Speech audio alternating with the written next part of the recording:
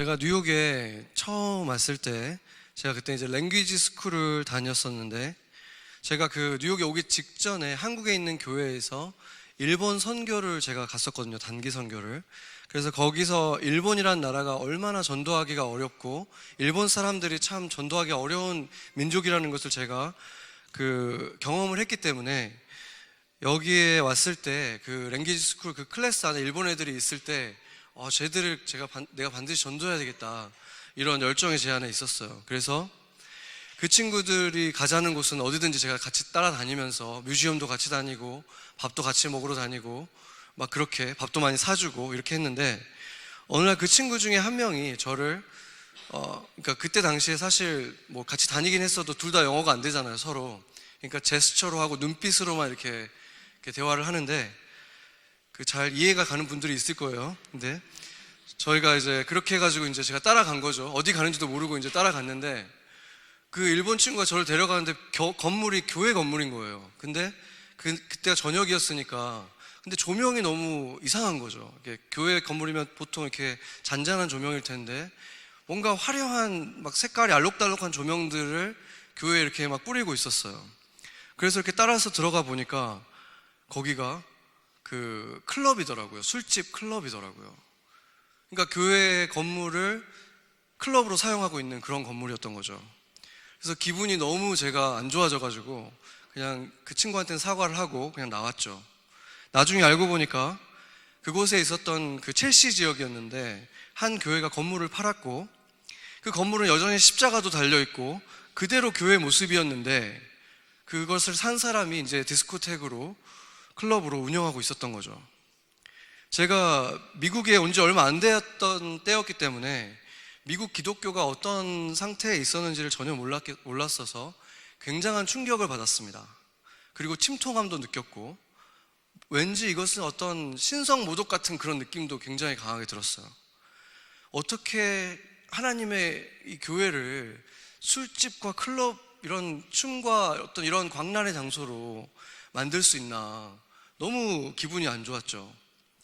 그리고 바꿀 거면은 뭐 건물을 아예 그냥 뜯어서 바꾸든지 하지, 왜 교회의 모습을 그대로 놔둔 채로 그 안에서 그렇게 하고 있나. 이것은 그 예수님을 조롱한다는 느낌, 교회를 조롱한다는 느낌을 지울 수가 없었죠. 그리고 이제 몇 년이 흘러서 제가 이제 여기 저희 동문들도 있지만 SBA를 제가 다니면서 저희 학교가 웨스트에도 있고 이스트에도 있어서 캠퍼스를 이렇게 크로스를 해야 되거든요. 이스트랑 웨스트를 이렇게 오가면서 그 건물을 다시 보게 됐는데, 처음 발견한 사실은 그 클럽은 더 이상 하고 있지 않더라고요. 그러니까 망한 거죠. 그래서 이제 마음속으로 잘 됐다 이렇게 생각을 했는데, 얼마 안 돼서 이제 다른 용도로 다시 이제 약간 리모델이 됐더라고요. 모양은 거의 그대로 있는데 이제 간판이랑 이런 것들을 좀 바꿨어요. 근데 제가 정확하게 기억은 안 나지만 그 두 개 중에 하나였던 것 같아요. 더 마켓 아니면 더 마켓 플레이스, 이 두 개 중에 하나였어요. 그 이름을 딱 보는 순간 제가 또 약간 또 피가 거꾸로 솟았죠. 왜냐하면 사실 그 건물은 더 이상 교회도 아니고 성전은 더더욱 아니잖아요. 그렇지만 일반 사람들이 느낄 때에는 그 교회는 그냥, 그 건물은 교회로 보이잖아요. 그런데 성전을 상징하는 그 교회 건물을 마켓이라고 딱 바꿨다는 거가, 오늘 이 본문 중에 너희가 성전을 장사하는 집으로 만들지 마라 했을 때 영어 성경에 보면 마켓플레이스 이렇게 되어 있거든요.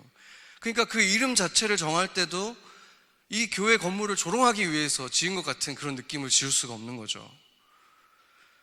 그래서 지금은 이제 그 장소가 어떻게 돼 있나, 이제 한참 시간이 지났으니까 제가 뭐가 돼 있는지 찾아보려고 구글맵을 뒤졌는데 찾지를 못했어요. 왜냐하면 제 생각에는 더 이상 그 이름으로 존재하고 있는 그 가게도 없는 것 같고, 동시에 그 교회도 더 이상 교회로도 사용되고 있지 않는 거죠. 뭐로 쓰이고 있는지 알 수 없어서 대충 어디 지역인지만 아니까 찾기가 어렵더라고요. 그래서 찾지는 못했습니다. 우리가 이런 것을 들을 때 이렇게 분노가 치밀어 오르잖아요. 이것은 예수님이 느꼈던 분노랑 비슷하다고 볼 수 있겠죠. 예수님께서 내 아버지의 집을 장사하는 장터로 만들지 말아라, 이렇게 환전상, 돈을 바꾸는 사람들의 테이블을 엎어버리고 노끈으로 동물들을 쫓아내고 이런 일들을 하셨던 것처럼 우리 안에도 그런 분노가 일어날 수 있는 것이죠. 그런데 그 장사꾼들의 입장에서 한번 생각을 해보면 그 장사하는 사람들이 불법적으로 거기서 하고 있었던 게 아니라 정식으로 허가를 받아서 하고 있었거든요. 그럼 그 사람들 입장에서는 억울하지 않았겠습니까? 그들이 지금 허가도 받았고 커미션도 내면서 정식으로 받아서 하고 있는데 갑자기 누가 와가지고 상을 막 엎고 쫓아내버리고 장사를 다 망치고 있으니까 신고를 할 수밖에 없었겠죠. 그래서 그들이 신고를 했습니다. 그러면 신고를 하면은 그 주인이 되는 사람들이 왔을 거 아니에요. 그 허가를 내준 사람이 누구였겠습니까? 18절에 보면은 18절 한번 같이 읽어보죠. 이에 유대인들이 대답하여 예수께 말하기를 내가 이런 일을 행하니 무슨 표적을 우리에게 보이겠느냐. 아멘. 여기서 이제 유대인이라고 말했지만 이것이 그냥 단순한 유대 민족을 말하는 게 아니죠. 왜냐하면 그때 거기에 있던 대부분의 사람들이 다 유대인이잖아요. 여기서 지금 유대인을 말하는 것은 유대 지도자들을 말하는 거예요. 왜냐하면 오늘 예수님께서 하신 이렇게 성전에서 이렇게 어떻게 보면 이렇게 성전 정화 사건이라고 하는데 이 사건이 오늘만 있었던 것이 아니라 한 3년 후쯤에 이제 그 사역의 말기에 거의 비슷한 일이 또 한 번 있거든요. 근데 그때도 이렇게 누군가가 찾아와서 예수님에게 따졌는데 그때는 마태복음, 마가복음에서 제사장들과 서기관이라고 분명히 말하고 있어요. 그러니까 오늘 왔던 이 유대인들도 바로 그들이었다는 것을 우리가 알 수 있습니다. 어떻게 보면 당연한 것이죠. 왜냐하면 지금 이 성전이라고 말하는 여기가 어디냐면 그 홀리 플레이스랑 홀리 오브 홀리스가 있는 그 성전을 말하는 게 아니라 그 성전 바로 앞에 있던 앞마당을 말하는 거예요. 거기는 원래는 이제 기도하는 장소로서 이제 있는 곳인데 거기에다가 지금 이렇게 장사치들을 받아서 허가를 내준 것이죠. 그러니까 거기에서 학자들에 의하면 어떻게 얘기를 하냐면 어떻게 그 사람들이 허가를 받아서 일하느냐. 거기에서 이제 이윤을 낸 것들에 대해서 제사장들에게 커미션을 바쳤고 또 거기에서 이제 구입한 뭐 양들이라든지 이런 재물들 있잖아요.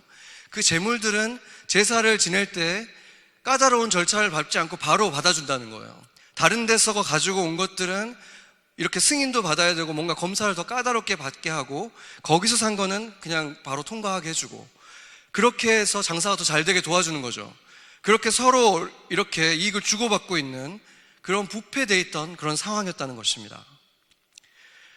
항상 거기에선 제사가 드려졌으니까 장사체들이 항상 있긴 있었지만 그때는 유월절이라고 했기 때문에 그들에게 있어서는 가장 큰 명절이었죠. 그렇기 때문에 정말 그 주변에 있는 모든 국가들에서 제사를 드리러 온 그 예배자들, 제사를 드리러 온 사람들, 그리고 더 많은 장사꾼들이 거기에 다 몰려 있었기 때문에 거기는 아주 북적북적하고 있던 그런 상황이었던 거죠. 근데 거기에서 예수님이 지금 그 대목을 맡고 있는 그 사람들에게 그 사람들을 다 쫓아내버린 거예요. 그러면 이제 우리가 왜 그런 시끌벅적한 장터를 왜 거기다가 굳이 해가지고 예수님께서 이렇게 분노하게 됐는가 우리가 알 수 있죠. 왜 그 앞에 있었겠습니까? 거기가 지금 바로 좀만 걸어가면 제사를 지내는 곳이니까 거기에 있으면 가장 편리하잖아요. 그리고 환전도 거기서 직접 해주고 환전한 거 가지고 물건도 직접 사서 그냥 바로 들어가서 제사를 드리면 되는 거죠. 요즘 말로는 원스톱 서비스라고 그러잖아요. 원스톱 서비스. 그냥 모든 게 한 자리에서 다 이루어지는 거예요. 그러니까 한마디로 고객의 편의와 주최자의 이익에 딱 맞아떨어지는 그런 상황이었다는 것입니다. 예수님은 바로 그것을 견딜 수가 없었던 것입니다. 예수님께서 아버지의 집을 장사하는 집으로 만들지 마라 했을 때 이것이 그냥 부드럽게 말씀하신 게 아니에요. 엄청나게 화를 내시면서 맹렬한 화를 토하시면서 하신 것입니다. 시편 69편 9절을 보죠. 같이 한번 읽어보겠습니다. 주의 집을 위하는 열성이 나를 삼키고 주를 비방하는 비방이 내게 미쳤나이다. 아멘. 제자들이 이 말씀이 생각났다고 했죠. 그러니까 예수님이 엄청난 지금 그 열성을 보이면서 맹렬한 분노를 나타내신 것입니다. 이 분노는 그 모든 사람들을 아주 불편하게 만들었죠. 제사장들이나 장사치뿐만이 아니라 멀리서 제사를 지내러 온 사람들, 그곳까지 먼 걸음을 해서 그래도 유월절을 지키겠다고 예배하러 온 사람들까지도 엄청난 불편을 겪게 된 것입니다. 근데 멀리서 온 사람들 같은 경우는 원래는 자기 집에서 키우던 재물을 가지고 와야 되는 거지만 멀리서 온 사람들은 집에서 가지고 올 수가 없잖아요. 며칠을 걸어오고 몇 주를 걸어와야 될 수도 있는데, 그렇게 오다가 이 양에게 무슨 일이 생길 수도 있고, 그러니까 그들에게 있어서는 어쩌면 이런 장소가 꼭 필요한 것인데도, 그리고 돈을, 외국에서 살다 온 지금 디아스포라들은 외국 돈을 가지고 오니까 돈도 바꿔야 되잖아요. 그러니까 이 모든 것들이 다 필요한 거긴 한데, 예수님께서 왜 이렇게 그런 걸 못하게 하셨나? 이 이유가 무엇이었겠습니까? 그들이 꼭 거기에서만 그걸 구할 수 있었던 게 아니죠. 원래 장터가 따로 있고 환전할 수 있는 곳이 따로 있지만, 그곳에다가 그렇게 했다는 것 자체에 대해서 어떤 의미를 가지고 있다는 것을 알 수 있습니다. 생각해 보세요. 다른 장터에서 양을 구하고 재물을 구하려면은 그 재물, 자기가 드리려고 하는 그 제사에 맞는 재물을 골라야 되고, 그 재물이 충분한 양이 있는지도 알 수 없고, 그러니까 미리미리 준비해야 되겠죠. 그렇지만 그 앞에, 성전 앞에 있던 그 장터는 그것만을 위해서 존재하기 때문에 모든 필요한 게 거기 다 있는 거예요. 그러니까 미리 준비할 필요가 없어요. 돈만 들고 거기 가면 되는 거죠. 예수님에게 있어서는 그곳은 예배를 하러 들어가는 사람들이 기도하는 마음으로 들어갔어야 되는, 거닐어야 되는 그런 곳이었어요. 미리 준비해온 재물을 들고 그곳을 걸으면서 내가 가지고 가는 이 양이 나의 죄를 대신해서 오늘 죽겠구나, 그 양에게 기도하고, 그런 마음을 가지고 주님이 400년 동안 노예로 있던 우리들을 지금 구원해서 내가 이렇게 제사만 드려도 은혜를 받고 주의 자녀로 살아갈 수 있구나, 그 감사하는 마음으로 묵상하면서 기도하면서 거닐었어야 되는 그 길에 그런 장사치들이 웅성웅성 거리면서 북새통을 이루고 있고, 그곳을 거니는 모든 사람들의 마음은 조금이라도 손해를 덜 보고, 어떻게 하면 손해를 덜 보고 저걸 살까, 내 필요를 구할까, 이 마음으로 생각이 가득 차 있었던 것입니다. 머릿속에 계산과 손해 안 보려는 것들로 가득 차 있는 바로 이것 때문에 주님이 분노하신 것입니다. 그리스도인들에게 있어서 가장 큰 명절이라면 언제겠습니까? 크리스마스라고 할 수 있죠. 크리스마스는 심지어 그리스도인들이 아닌 사람들도 다 셀러브레이트 하고, 예수님은 몰라도 크리스마스를 아는 사람들은 너무나 많죠, 세상에. 그래서 많은 선물들이 오가고 또 카드가 오가고, 그렇기 때문에 1년 중에 가장 엄청난 쇼핑의 시즌이기도 하죠. 많은 이벤트들도 열리고, 그러다 보니까 어느새 예수님이 태어난 날이라, 예수님이 태어난 날의 그 의미는 점점 사라지고, 그런 것들로 점점 우리의 머릿속과 마음속이 점점 가득 차고 있는 것은 아닌가, 그런 생각을 하게 됩니다. 얼마 전에 우리 지체 중에 몇 분이 그 크리스마스 이브 때 예배를 드리러 다른 미국 교회를 한번 방문하러 갔는데 예배가 없었다고 그래요. 저는 그래서 좀 놀랐죠. 왜냐하면 미국 교회들이 그 크리스마스 예배를 드리지 않은 지는 꽤 오래됐어요. 그렇지만 그래도 크리스마스 이브에는 예배를 드렸었는데 그런 것도 점점 사라지고 있구나, 그거에 대해서 제가 놀란 거죠. 그래서 제가 신문을 한번 찾아봤어요. 얼마나 많은 교회들이 크리스마스 예배를 드리고 있나.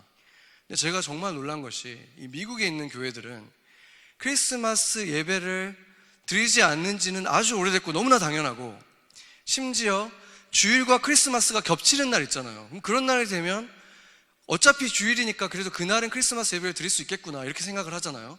그런데 그들은 정반대로 행동합니다. 주일과 크리스마스가 겹치면 크리스마스이기 때문에 아예 예배를 안 드리는 거예요. 아주 유명한 큰 교회들이 그렇게 하고 있어요. 1994년에 크리스마스와 주일이 겹쳤었고, 그때 몇몇 교회들이 그렇게 하기 시작했는데, 2005년이 되었을 때는 미국의 많은 교회들이 주일과 크리스마스가 겹치니까 아예 예배를 그 전에 드려버리고 주일 예배까지 스킵했습니다. 그것은 정말로 주와 객이 완전히 바뀌었는데 그게 교회에서까지 일어나고 있는 것이죠.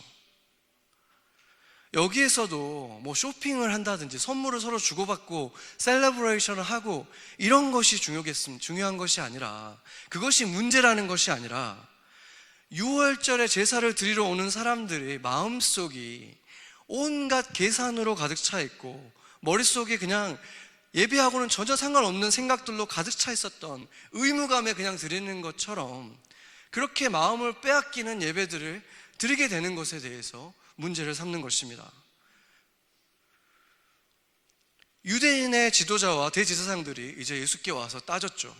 당신이 무슨 권한으로 우리에게 이렇게 지금 이렇게 하고 있는 것입니까? 그들은 지금 로마의 지배를 받고 있었기 때문에 로마의 권한 안에 있었지만 그 성전 앞마당을 포함한 성전 지역에 관해서는 그들이 거의 전권을 가지고 있었기 때문에 누가 감히 우리가 지금 허가를 내줬는데 이렇게 방해를 하는가 따진 것이죠.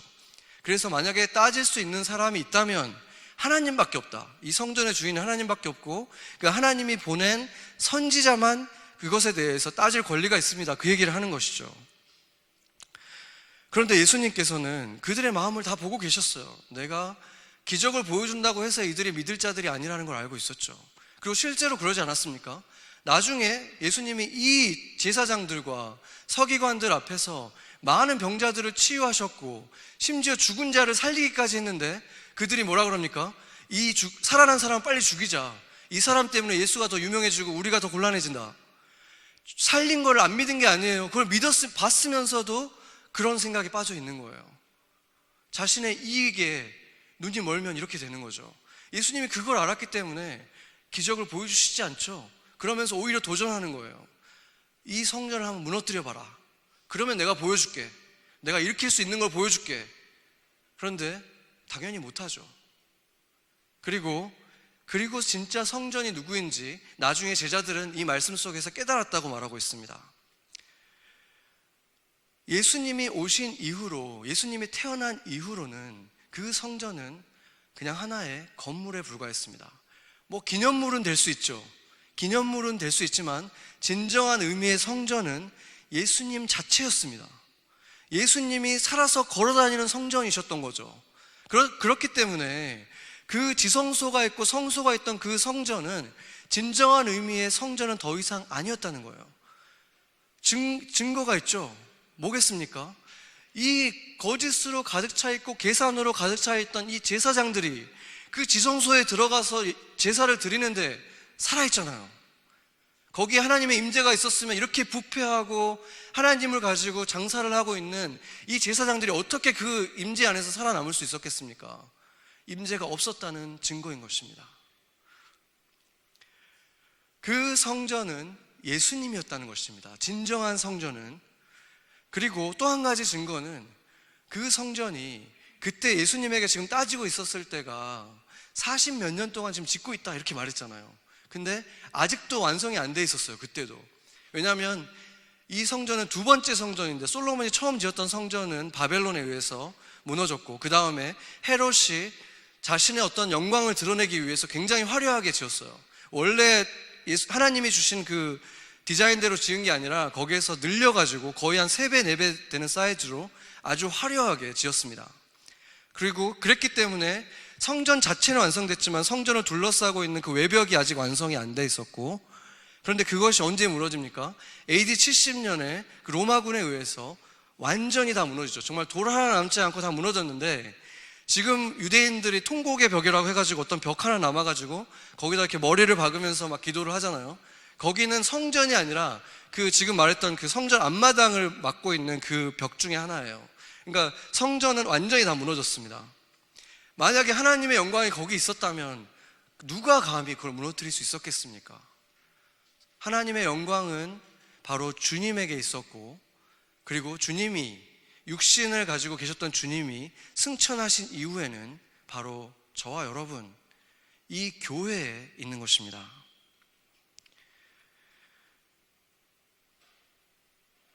주님께서 교회에 대해서 이런 말씀을 하셨죠. 고린도전서를 한번 보겠습니다. 바울이 한 말씀인데 여기 같이 한번 읽어보겠습니다. 16절에서 17절 같이 읽죠.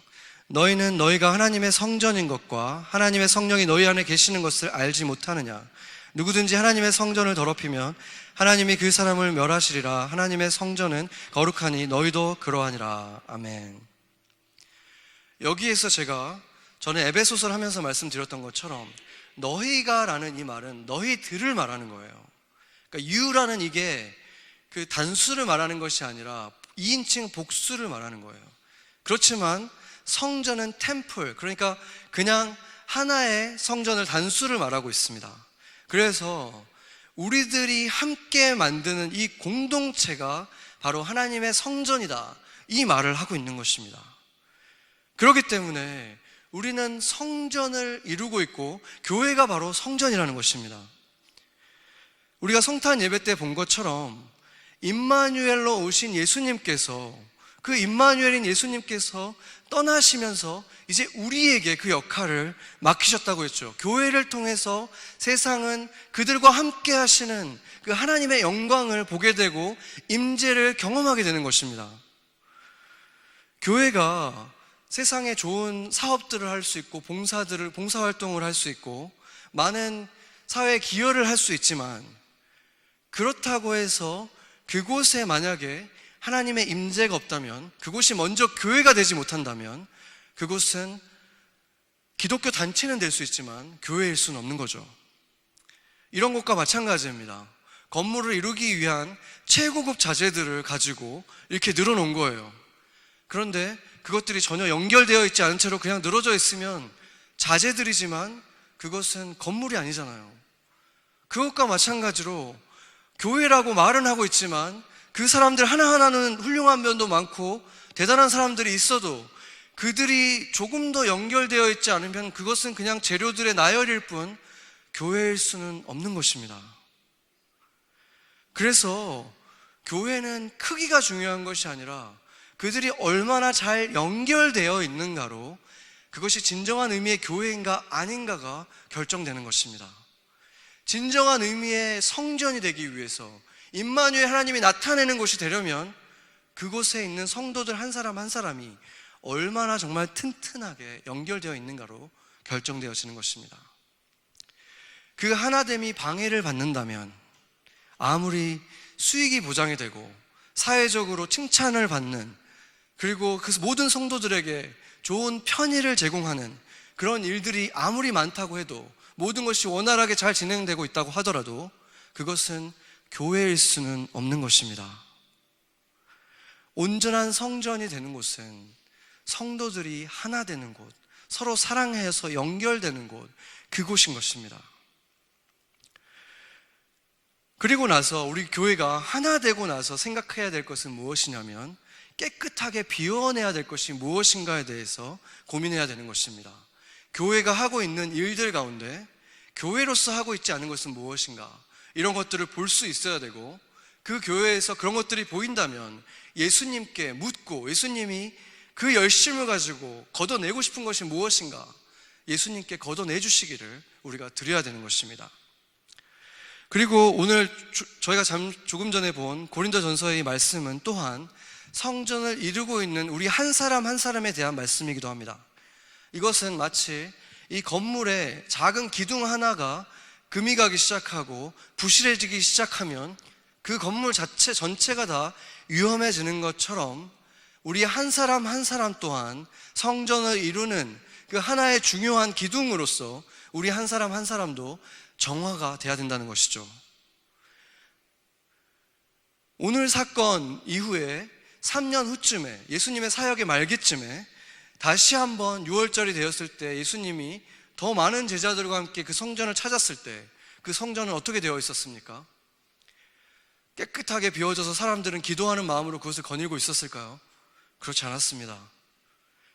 또다시 그곳은 환전상들과 장사치들과 예배자들로 가득 차 있었습니다. 그리고 예수님은 그 전보다 더욱더 분노하셨습니다. 왜냐하면 그 3년간 그곳에도 몇 번을 오셨고 여러 차례 예수님이 성전이신 걸 나타내시고 우리가 어떤 태도로 제사를 지내야 되는지 나타내셨음에도 불구하고, 예수님이 직접 그곳을 다 정리해 주셨는데도 불구하고 다시 그곳은 온갖 것들로 가득 차 있었기 때문인 것입니다. 더 분노하셨던 것을 나타내는 것은 마태복음, 마가복음의 이 부분을 보면 오늘 본문에서는 환전상의 테이블만 엎으셨고 비둘기 파는 자는 그냥 나가라고 하셨어요. 쫓으셨어요. 그런데 마태, 마가복음에서는 환전상의 테이블을 엎었고 비둘기 파는 자들과 모든 장사하는 사람들의 의자를 엎으시고 다 나가라 그랬어요. 모든 물건을 아무도 가지고 다니지 못하게 하셨어요. 그러면서 이렇게 말씀하셨습니다. 내 집은 만민이 기도하는 집이라고 하지 않았느냐? 그런데 너희는 강도의 소굴을 만들고 말았다. 이렇게 말씀하셨습니다. 예수님의 눈에는 뷔페에서 커미션을 받고 이익을 추구하고 있던 제사장들도, 그리고 그곳에서 장사하고 있던 장사치들도, 그리고 편리한 서비스를 추구하면서 그곳에서 그냥 모든 걸 해결할 수 있다 하면서 미리 전혀 준비하지 않고 이 예배자들도 모두가 다 불법으로 하나님의 은혜를 취하려고 하는 강도들이다 라고 말씀하신 것입니다. 그렇다면 예배를 드리는 우리들도 이것에 대해서 생각해 봐야 되는 것입니다. 우리는 예배를 드리러 오기 전에 우리 안은 깨끗했는가? 예배로 채우기 위해서 비워져 있었는가? 아니면 온갖 생각들에 가득 차 있었는가? 그것이 어떤 유혹이든 습관이든 어떤 관계든 우리는 주님께 그것을 맡기고 주님께서 정화시켜 주시기를, 그 열심으로 정화시켜 주시기를 구해야 되는 것입니다. 그러나 주님께서 그것을 정리해 주신다고 해도 그대로 그냥 비워놓는다면, 온전한 예배를 드리지 않고 비워놓는다면 어떤 일들이 벌어지는지 누가복음에서 경고하고 있습니다. 누가복음 11장 24절에서 25절 다시 한번 읽어보겠습니다. 같이 읽겠습니다. 더러운 귀신이 사람에게서 나갔을 때 물 없는 곳으로 다니며 쉬기를 구하되 얻지 못하고 이에 이르되 내가 나온 내 집으로 돌아가리라 하고 가서 보니 그 집이 청소되고 수리되었거늘 이에 가서 저보다 더 악한 귀신 7을 데리고 들어가서 거하니 그 사람의 나중 형편이 전보다 더 심하게 되느니라. 쫓아낸 그곳을 온전한 예배로 채우지 않으면 다시 원상태로 돌아가 버리거나 오히려 그 전보다 더 심각한 상태에 빠지게 된다는 경고인 것입니다. 여러분들은 어떤 예배와 예물을 드리고 계십니까? 여러분들은 주일을 일주일의 첫날로 생각하고 계십니까? 아니면 일주일을 마감하는 마지막 날로 생각하고 있습니까? 이 두 가지는 똑같아 보일 수 있지만 전혀 다른 엄청난 차이를 가지고 있습니다. 한 주를 시작할 때마다 주님을 예배하면서 그 생명으로 내가 채우리라 하는 그 기대감으로 나오는 사람과, 내가 그래도 기독교인이니까, 그리스도인이니까 그래도 주일날 한번 예배는 드려야지 하고 일주일의 마지막을 그렇게 예배로 도장을 한번 찍고 돌아가는 마음으로 오는 사람과는 천지 차이인 것입니다. 그리고 주일을 첫날로 생각하는 사람은 그 전날 저녁부터 이 예배에 대해서 준비하는 사람입니다. 왜냐하면 이 성경적으로 볼 때 하나님의 관점에서는 하루는 저녁에 시작되기 때문에 그렇습니다. 창세기 1장 5절을 보겠습니다. 같이 한번 읽어보죠. 하나님이 빛을 낮이라 부르시고 어둠을 밤이라 부르시니라. 저녁이 되고 아침이 되니 이는 첫째 날이니라. 아멘. 저녁부터 시작해서 그 다음날로 넘어가는 것, 그 다음날 저녁까지가 하루라는 것입니다. 그래서 유대인들은 지금도, 유대인들이 직장에 있는 분들은 아실 거예요. 금요일날 저녁 해가 지기 전에 집으로 돌아가야 된다고 하죠. 왜냐하면 바로 금요일 저녁부터 그들의 사바스가 시작되는 거예요. 안식일이 저녁부터 시작돼요. 그래서 금요일 저녁부터 토요일 저녁까지가 안식일입니다. 이 말씀에 근거해서 그런 거예요. 그렇다면 우리에게 있어서도 사실상 주일은 이미 어제 저녁에 시작되는 것입니다. 어제 저녁부터 오늘 저녁까지가 바로 주일인 거예요. 그리고 우리가 과학적으로 생각을 해봐도 그게 맞지 않습니까? 하나님의 질서대로 생각해 보세요. 저녁을 어떻게 보내느냐가 다음날 하루 종일을 결정하잖아요. 그렇지 않습니까? 아침을 어떻게 보내느냐가 그날을 결정하기도 하지만 아침보다도 더 중요한 게 그 전날 밤에 어떻게 보냈느냐잖아요. 밤에 잠을 잘 못 자고 피곤하게 뒤척거리고 다른 생각에 가득 차 있던 다음날 어떻습니까? 피곤하죠. 아침부터 피곤하잖아요. 그리고 그 과학자들도 잠을 자지 못하면 무기력해지고 에너지도 부족해지고 호르몬 분비도 되지 않고 기억력도 감퇴가 되고 이 모든 면에서 좋지 않고 몸에 이상이 나타나기 시작한다고 해요. 그러니까 하나님의 질서대로 보면 같은 것이죠. 하나님이 밤을 너희가 온전하게 보내야 밤으로 시작해서 그날을 잘 보낼 수 있는 것이다. 그래서 매일 저녁을 바르게 보내지 않으면서 매일매일 무기력한 것에 대해서 우리가 불만을 가질 이유가 전혀 없다는 거예요. 그것은 무기력한 하루를 만들고, 무기력한 일주일을 만들고, 무기력한 1년을 만들고, 무기력한 인생을 만들고 마는 것입니다. 그래서 우리가 온전한 주일 예배를 드릴 수 있다면 토요일 날 밤부터 그 예배를 준비하는 마음으로 일찍 잠에 들고, 그 예배를 준비해서 예배를 아침에 와서 드리게 된다면 그것은 그 주일 하루뿐만이 아니라 일주일을 바꿀 것이고 그 사람의 인생 자체가 바뀌는 것입니다. 우리가 왜 예수님이 우리 안에 거하는 성전인데 왜 우리는 능력이 없습니까? 예배를 온전히 드리지 못하고 예배를 온전히 준비하지 못했기 때문이 아닌 것입니까? 토요일 밤을 늦게까지 즐기면서 주일에 대한 온전한 예배를 기대한다는 것이 어리석은 것입니다.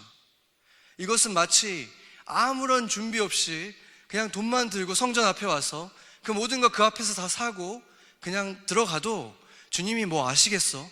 똑같은 양인데 뭐, 이렇게 주님을 기만하는 것과 똑같은 것입니다. 내가 토요일 밤을 어떻게 보냈는지 주님이 아시겠어? 이 자리에 지금 나와 있기만 하면 되는 거지. 주일 예배를 일주일로 시작으로 삼는 것, 그리고 그것을 준비하는 전날 밤을 갖는 것, 이것만큼 중요한 것이 우리가 주님께 드리는 예물, 제물, 헌금도 마찬가지인 것입니다. 여러분은 헌금을 어떻게 준비하십니까? 마치 성전 앞에서 부랴부랴 준비하듯이 아침에 부랴부랴 준비해서 오십니까? 아니면 미리 정성껏 준비해서 오십니까? 말라기서 1장 7절에서 8절 제물에 대한 말씀을 한번 같이 읽겠습니다. 너희가 더러운 떡을 나의 제단에 드리고도 말하기를 우리가 어떻게 주를 더럽게 하였나이까 하는도다. 이는 너희가 여호와의 식탁은 경멸히 여길 것이라 말하기 때문이라. 만군의 여호와가 이르노라. 너희가 눈먼 희생 제물을 바치는 것이 어찌 악하지 아니하며 저는 것 병든 것 드리는 것이 어찌 악하지 아니하냐. 이제 그것을 너희 총독에게 드려보라. 그가 너희를 기뻐하겠으며 너를 받아주겠느냐. 세상의 윗사람들에게도 그들도 받아주지 않을 것을 주님께 가져와서 받아줄 거라고 생각한다는 것입니다. 왜 그렇게 하겠습니까? 그 사람들에게 내 인생이 달려있다고 생각하는 거죠. 그 사람들에게 잘 보여야 된다고 생각하는 거죠. 그 사람들이 내 밥줄을 가지고 있다, 이렇게 생각하는 거죠. 모든 것, 나에게 주어진 이 모든 것이 주님이 주신 것이라고 정말로 믿는다면, 나에게 소득이 생겼을 때 그것을 주님이 주신 것이다, 이 모든 것이 주님의 것이다 라는 그 의미로 일부를 떼어서 정성껏 주님께 드리는 것과 나머지를 가지고 생활하는 그것과 똑같은 금액을 드리더라도 내가 먼저 쓸 거 다 쓰고 그 남은 거 가지고 주님께 드리는 것과의 차이를 한번 생각해 보십시오. 금액의 차이가 아니라 내가 가진 것 중에서 생활비를 다 쓰고 그 다 쓰고 남은 것을 드린다는 것이 바로 이 눈먼 것, 저는 것, 병든 것, 더러운 떡을 주님 앞에 가지고 오는 것과 같은 것입니다. 얼마를 드리는 것보다 더 중요한 것은 남은 것을 드리는 것이 아니라 그것을 진짜 우리에게 주신 그분에게 감사해서 주님이 나에게 주셨고 이 모든 게 다 주님의 것입니다 라는 그 의미로 먼저 떼어서 감사함으로 정성껏 준비해서 드려야 되는 것입니다. 그것이 온전한 헌금이고 온전한 예배를 드리는 자세가 되는 것입니다. 그래서 예수님께서 분노하신 이유는 그 성전이라는 장소를 아끼셨기 때문이 아니었습니다. 그들의 그 예배의 태도 때문이었던 것입니다. 예배의 목적은 이미 잃어버렸고 6월절이면 모두가 와서 예배를 드려야 되니까 드리는데 가장 손쉬운 방법으로, 가장 정말 내가 덜 필요한 방법으로 준비해서 그냥 드리는 것이죠. 머릿속은 온갖 계산이 가득하고 편리한 방식으로 드릴 궁리만 하는 그런 생각이 가득 차 있던 바로 그것에 대해서 분노하신 것입니다. 성경 전체에서 예수님이 이렇게까지 흥분하신 적은 없었습니다. 이 맹렬하게 분노를 해서 거의 폭력적으로 느껴질 만큼 테이블을 뒤집어 엎는 예수님의 모습이 어떻게 우리가 상상도 안 되는 모습 아닙니까? 그것이 무엇을 말해줍니까? 예수님은 우리의 예배의 태도에 대해서 이렇게 중요하게 생각하신다는 것입니다. 너희가 예배를 그냥 드리는 게 중요한 게 아니라 어떠한 마음으로, 어떠한 준비된 마음으로 예배를 드리느냐, 너는 주의 전에 대한 열심이 있느냐, 이것에 대해서 주님이 물으시는 것입니다. 구약 성경에서도 하나님께서는 나를 한번 시험해봐라 이렇게 말씀하신 적이 딱 한 번밖에 없습니다. 그것이 무엇입니까? 11조와 봉헌문을 바치는 그 사람들의 그 마음의 태도에 대해서 말씀하신 것입니다. 너희가 정말 올바른 마음으로, 주를 사모하는 마음으로 이렇게 하고 있느냐, 너희가 그렇게 할 때 내가 어떻게 너희를 복주는지 한번 시험해봐라, 주님이 그렇게까지 말씀을 하신 것입니다. 왜 그러겠습니까? 이 모든 것의 시작이 예배잖아요. 그분이 예배를 받으시기 위해서 우리를 지으셨고, 우리가 예배하는 그분이 우리의 모든 것 되시는 분이고, 우리가 살아갈 모든 힘을 주시는 분이고, 임마누엘 될 수 있는, 교회가 교회 될 수 있는 그 힘을 주시는 분이라면 예배가 제일 중요한 거잖아요. 우리가 그것을 정말로 믿는다면 그 능력이 우리가 예배하는 분으로부터 나오고, 예배를 온전히 드릴 때 우리에게 그 생명이 넘쳐날 것이고, 우리가 생명샘 되어서 그걸 흘려보낼 것이다, 이것을 믿는다면 그 예배만큼 중요한 것이 어디 있겠습니까? 여러분은 이 예배를, 주의 전을 사모하십니까? 우리의 예배가 마치 예수님이 쫓으셨던 그 유대인들처럼, 유대인들이 의무감에 드리던 제사처럼 어느 순간 그냥 마땅히 그때가 되면 해야 되는, 일주일에 한 번 그냥 해야 되는 성탄절의 어떤 그 예배보다 머릿속에 가득 차 있던 그 선물들과 가족 여행과 이 모든 모임들이 가득 차버렸을 때, 그곳이 아무리 웅장한 십자가가 걸려있는 멋진 건물이라고 해도 그곳에 그 건물은 더 이상 교회일 수 없고, 마치 제가 뉴욕에 처음 왔을 때 봤던 그 건물처럼 주님께서 그 교회의 촛대를 옮기시고 말 것입니다. 그러나 반대로 십자가 하나 걸려있지 않고 여기 무슨 일 있으니까 못 쓴다고 하면 어디든지 옮겨가서 또 써야 되는 그런 곳일지라도, 작은 무리의 그 사람들일지라도 주의 전을 사모하는 마음으로 모인 그 무리의 사람들이 있는 곳이라면 그곳이 어디라도 그것은 교회가 되는 것이고, 주님의 영광이 그곳에 함께하는 것이고, 그 예배야말로 진정한 예배가 되는 것입니다. 여러분은 이 예배를, 주의 전을 사모하십니까? 같이 기도하시겠습니다.